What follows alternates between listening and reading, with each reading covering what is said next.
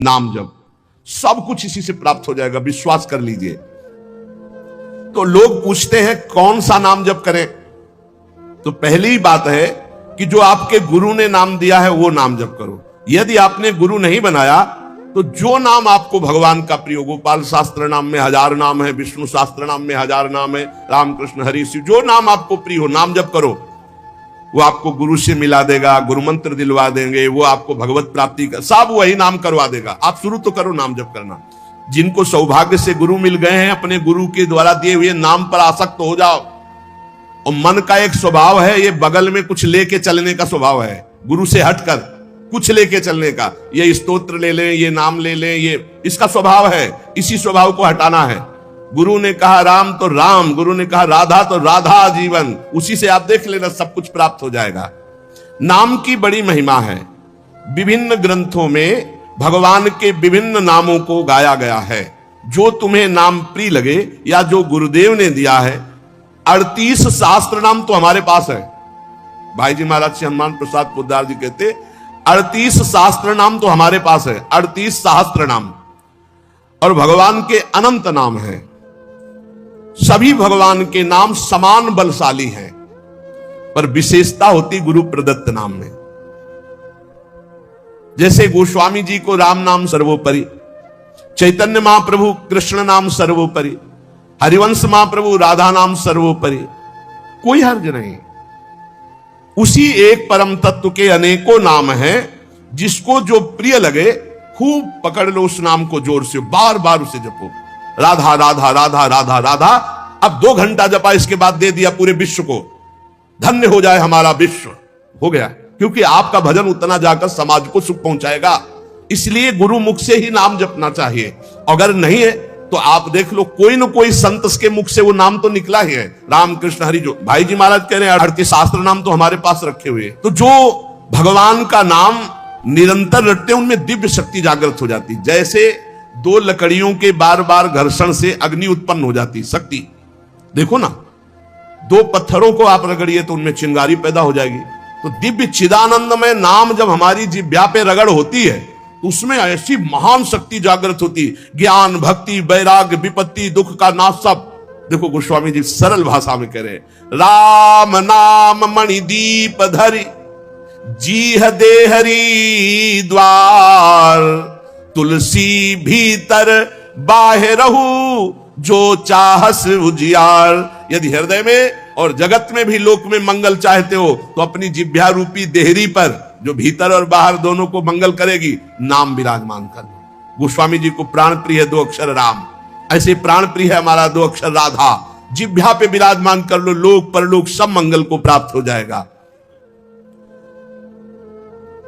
जो संसार में नाम जप कर रहे तो उनको ऐसा ज्ञान हो जाता है, जैसे गोस्वामी तुलसीदास जी कहते हैं, मैं तो ही अब जान्यो संसार, बांध न सकई मोहि हरि के बल, प्रगट कपट आगार। मैं तो ही अब जान्यो संसार, ए संसार मैं जान गया तुझे। संसार अब तू कपट का आगार कभी मुझे बांध नहीं सकता, क्योंकि मेरे पास भगवान नाम जप के प्रभाव से वो ज्ञान हो गया। वो ज्ञान हो गया कि अब तो मुझे नहीं बांध सकता।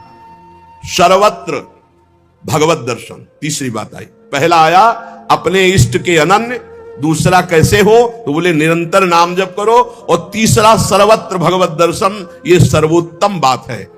चाहे वो चांडाल हो, पशु हो, पक्षी हो, जड़ हो, चैतन्य हो, जहां तुम्हारी दृष्टि पड़े तो उसमें देखने की कोशिश करो, इसमें भगवान श्री हरि विराजमान है। सकल जग हरि को रूप निहार, हरि को रूप निहार, हरि बिनु विश्व कतहु को नहीं, ये मिथ्या भ्रम संसार। सकल जग हरि को रूप निहार। जैसे दूर से पड़ी हुई रस्सी सांप दिखाई देती है, न सांप पहले था ना बाद में रहेगा, बीच में भास रहा है, और बीच में है रस्सी, भास रहा है सांप। ऐसे ही ये संसार पहले नहीं था, बाद में भी नहीं रहेगा, बीच में भास रहा है, और है श्री कृष्ण, है प्रभु, और भास रहा है संसार। तो सकल जग हरि को रूप निहार, हरि बिनु विश्व कतहु कोऊ नहीं, ये मिथ्या भ्रम संसार, ये झूठा भ्रम हो गया। ये स्त्री है, पुरुष है, जड़ है, चैतन्य एकमात्र भगवान बना हुआ है। अलख निरंजन, जो हम देख नहीं सकते, अलख लख नहीं सकते, वो अलख। और निरंजन जो त्रिगुणातीत मायातीत है, वो साक्षात सामने बैठा हुआ है। अलख निरंजन सब जग व्यापक, सब जग को आधार, सकल जग हरि को रूप निहार। अब गूढ़ बात, नहीं आधार नहीं को हरिमा। भगवान कह रहे यो माम पश्यति सर्वत्र सर्वम च मयि पश्यति, जो सब में मुझको देखता है और मुझ में सबको देखता है, वो मेरे नेत्रों से कभी ओझल नहीं होगा, मैं उसके नेत्रों से कभी ओझल नहीं होगा। और एक श्लोक आता है कि मैं किसी में प्रवेश नहीं हूं, कोई मेरे में प्रवेश नहीं। वही यहां कह रहे हैं, नहीं आधार नहीं को हरिमहा। अब क्या मतलब है इसका? बोले इसका मतलब है जैसे कहा जाए बर्फ में पानी नहीं है और पानी में बर्फ नहीं है, बात कैसी रहेगी? क्योंकि बर्फ ही पानी है, पानी ही बर्फ है, भेद ही नहीं है। तो कहा जाए बर्फ में पानी प्रवेश नहीं कर सकता और पानी में बर्फ प्रवेश नहीं कर सकती, उसकी अलग सत्ता नहीं। बर्फ ही पानी बनी हुई है, पानी ही बर्फ है, कोई अंतर नहीं। तो कह रहे कि नहीं आधार। बोले कैसी बात कर रहे हो? बोले इसलिए कह रहा हूं कि वही है, दूसरा कोई है नहीं। प्रभु किसी में प्रवेश नहीं करते क्योंकि प्रभु ही है पहले से, तो किसी में प्रवेश करे? और कोई प्रभु में प्रवेश नहीं कर सकता क्योंकि कोई है ही नहीं, प्रभु ही है। या रहस्य रघुनाथ कर बेगी न जाने कोई, और जो जाने रघुपति कृपा तो सपने मोह न हो। स्वयं हरि जगत बने हुए हैं, सब कुछ ये हरि बैठे हैं। बस ये नेत्रों का हमारा दोष हट जाए, चश्मा बदल जाए, केवल हरि है। सिय राम में सब जग जानी, मानी नहीं, जानी, जान के देख के। अति समीप अति दूर अनोखे, जग महा जग के पार। अति समीप, भगवान कितने समीप है? आपके समीप इतने कि उनसे ज्यादा कोई समीप नहीं है, बहुत नजदीक है। बहिरंतस्य भूतानाम अचरम चरमेव च सूक्ष्मात् तद्विज्ञेयम् दूरस्थम चान्तिके च तत्। इतने नजदीक है कि अपने आप से भी नजदीक हरि है, अपने आप से भी। आप अभी अपने को शरीर मान रहे हैं या मन मान रहे हैं या स्वभाव मान रहे हैं, स्थूल सूक्ष्म कारण तीनों से नजदीक भगवान है। अति समीप और इतने दूर है कि जन्म जन्म लग जाएंगे खोजते हुए, मिलना बहुत कठिन है। क्यों? क्योंकि बाहर खोजने से नहीं मिलेंगे, अंदर डूबने से मिलते हैं। अंदर जो लौट कर डूब गया वो पा गया हीरा, और जो बाहर चाबी घर में खो गए हैं और बाहर जंगल में पूरा जीवन ढूंढो, मिलेंगे क्या? घर में लौटो। तो सर्वात्मना न विसृजेत बहिरिंद्रियाणि अंतश्च, अंतर में आओ, बहिर्मुख बात छोड़ो, अंतर्मुख हो करके एक चरणदास चित्त मनंतई से अकेले अंदर घुसो। कुछ लेके नहीं जाओगे प्रेम गलियत साकरी, जितने संबंध सब ये बोझा है, नहीं ले जाओगे अंदर। अंतर्मुख अकेले होकर असंगो हम, और फिर ढूंढो तो मिल जाएगा, वही मिल जाएगा। और जब वो मिलेगा तो ढूंढने वाला नहीं रहेगा, केवल वही वो है। ये रहस्य जानत तुम्हें हो जाए। अति समीप अति दूर अनोखे, जग महा जगते पार, जग महा जगते पार। अति समीप अति दूर, जो अनुभव करना चाहो, हमारे प्रभु की यही मानता है। इस खंभे में है तो यही मिलेंगे आपको, और हृदय में है तो यही हृदय में मिलेंगे, और बद्री नारायण में मिलेंगे तो बद्री नारायण में ही मिलेंगे। जहां जैसी भावना करोगे वैसे ही भगवान मिलेंगे। और सर्वत्र है तो सर्वत्र, फिर यहां भी है। पय घृत, कैसे भगवान समाये हुए हैं? जैसे दूध में घी। पय घृत, अब दूध में पूड़ी बनाओ, नहीं बन पाएगी। अब प्रक्रिया है, दूध को दही जमाओ, दही का मंथन करो, मक्खन निकालो, मक्खन को सिराओ, घी आ गया। ऐसे ही गुरु प्रदत्त साधना के बिना यह दृष्टि नहीं प्राप्त हो सकती। सर्वत्र श्री भगवान है। भगवान कैसे समाये हुए हैं? पय घृत, दूध में घी के समान। पावक काष्ठ, जैसे अग्नि और लकड़ी। लकड़ी में कहीं अग्नि है लेकिन घर्षण करो, अरण्य मंथन उसी को तो कहते हैं। लकड़ी के घर्षण से अग्नि पैदा हो जाती। बोले बीज मह तरु, जैसे बीज में वृक्ष समाया हुआ है। फल पल्लव डार, जैसे एक छोटे से बीज में पूरा वृक्ष है, उसकी डाल भी है, उसका पत्ता भी है, उसका फल भी है। लेकिन उसको जब आप भूमि पर प्रक्रिया से गाड़े, बीज अंकुरित हो, तब आपको यह अनुभव में आएगा। तिमि हरि व्यापक अखिल विश्व महा आनंद पूर्ण अपार। आनंद समुद्र भगवान ही सब रूपों में व्याप्त है। यही विधि एक बार निरखत जो भव बारिधि होए पार। एक बार यह दृष्टि आ जाए कि सर्वत्र भगवान है, वो भव समुद्र से पार हो गया। पर इस दृष्टि में बड़ा धैर्य की जरूरत है, क्योंकि जहां आपकी दृष्टि हुई तहां माया अपना रंग शुरू कर देगी। सुख दुख लाभ हानि, चिरजीवन मृत्यु, मान अपमान, जो सभी तुम्हारे खेल, सभी में भरे तुम ही मेरे भगवान, वो देख सकता है। जब देखने चलोगे ना भगवान को, तो ये द्वंद अपना आक्रमण करेंगे। कभी सुख फंसा लेगा, कभी दुख, कभी लाभ, कभी हानि, कभी मृत्यु का भयावा, कभी मान, कभी अपमान। जो इन सब में भगवान को देखता है वही निकल पाएगा। बड़ा कठिन है जब कोई अपमान करे उसमें भगवान देखे। बड़ा कठिन है जब कोई मारने आवे, कोई कहे आओ भगवान मार दे आके। ऐसा बड़ा कठिन है। कोई हमें गाली दे, हानि करे, तिरस्कार करे, हम उसमें भगवान देखें, लेकिन है भगवान। बहुत कठिन है। भगवान एक ऐसी स्थिति दे तभी होता है, नहीं तो ऐसे। अब नामदेव जी ने जब कुत्ते में भगवान को देख लिया, भूत में भगवान को देख लिया, तो एक भगवान से सख्य भाव से बात करने लगे। एक दिन कहा, विठल भगवान, पांडुरंगा, आपकी कृपा से अब मैं सब में आपको पहचान लेता हूं। भगवान ने कहा सही। बोले आप किसी भी रूप में छुपो, अब हम आपको पहचान लेंगे। भगवान मुस्कुरा दिए।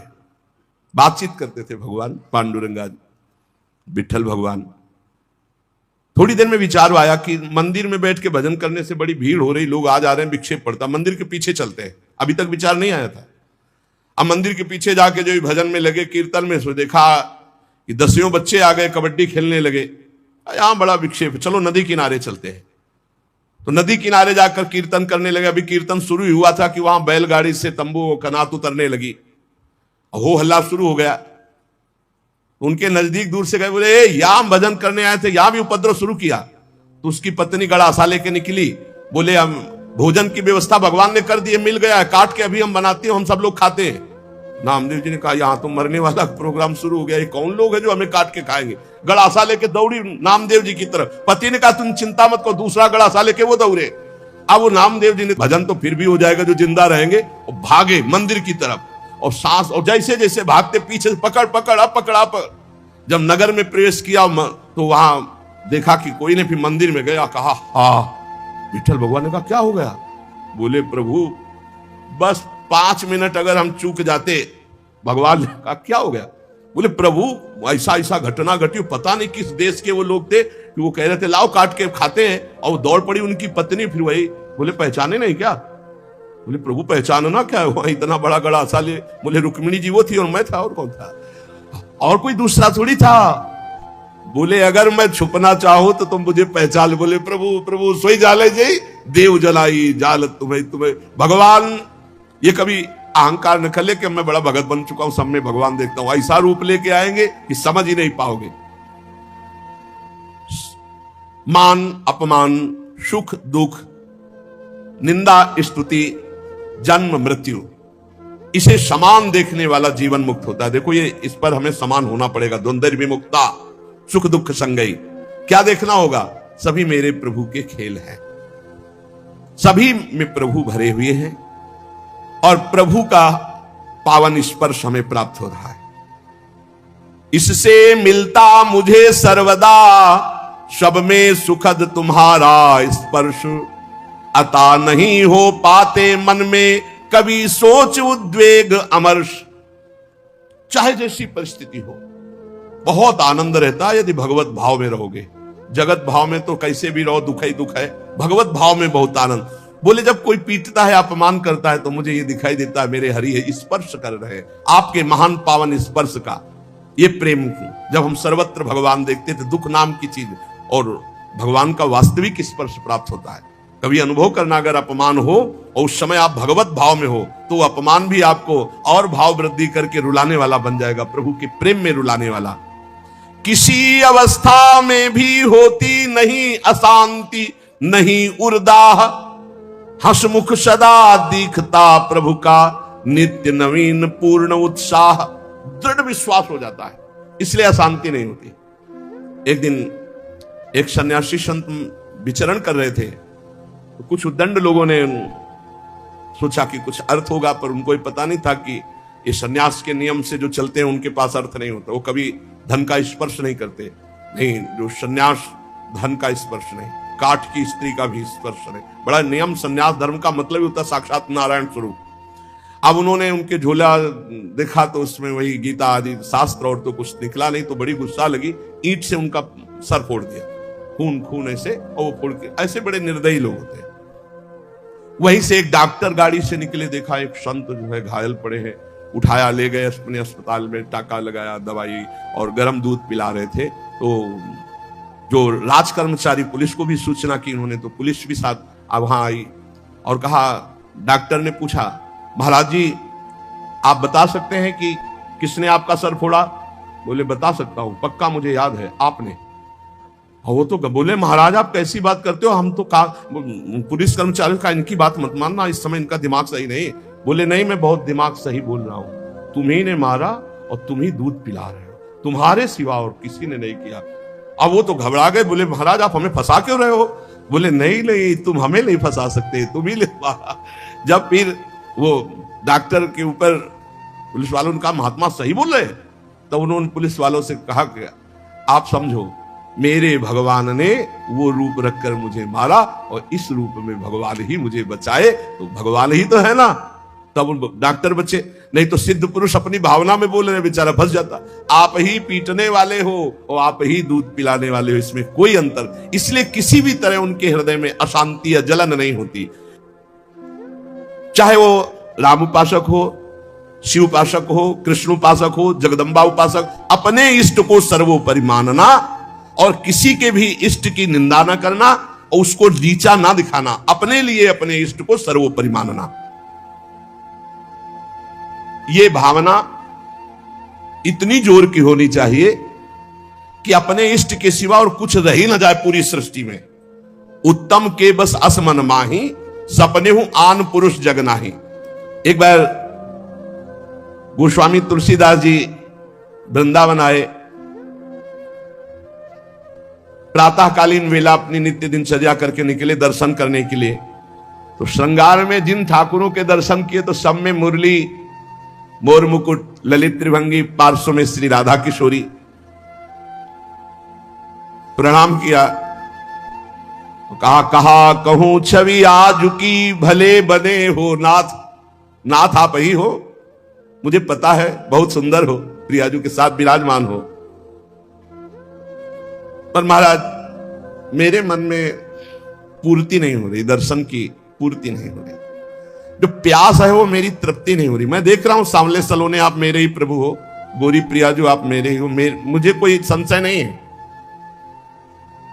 पर ये रूप हमारी तृप्ति का कारण नहीं। देख लो इष्ट निष्ठा, जबकि जड़ चैतन्य को सबका बोध है, गोस्वामी जी को। प्रभु जब मैं आपके कर कमल में मुरली देखता हूं और मयूर पिच्छ मस्तक पर देखता हूं और सीधे खड़े होने की जगह 3 जगह से टेढ़े ललित त्रिभंगी देखता हूं, बड़ा सुंदर रूप है, मुझे तृप्ति नहीं।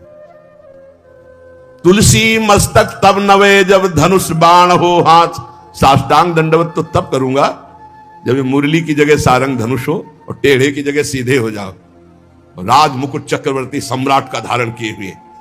प्रभु मैं जानता हूं भले बने हो नाथ, मेरे ही नाथ हो, कोई अंतर नहीं, पर मैं साष्टांग दंडवत तभी करूंगा। जिस मंदिर में जाते वहीं प्रिया प्रीतम, तो वृंदावन है, यहाँ तो ढाक पात सब जगह राधा राधा राधा राधा, कृष्ण कृष्ण, ये तो प्रिया प्रीतम का महल है। तुलसीदास जी महाराज बड़ी एकाग्रता से विनय अंदर से किए, फिर जब देखा एक क्षण में वही भगवान, मुरली अंतर ध्यान हो गई, हाथ सीधे हो गए उसी छवि में, और सारंग धनुष, राज मुकुट और प्रियाजू सियाजू। मुरली मुकुट दुराय के नाथ भय रघुनाथ, तत्काल सियाराम को साष्टांग दंडवत की जय जय प्रभु जी। इतने बड़े महापुरुष ने यह सिद्धांत स्थापित किया, यद्यपि प्रभु आप ही हो, कहा कहूं छवि आज की भले बने हो नाथ, पर तुलसी मस्तक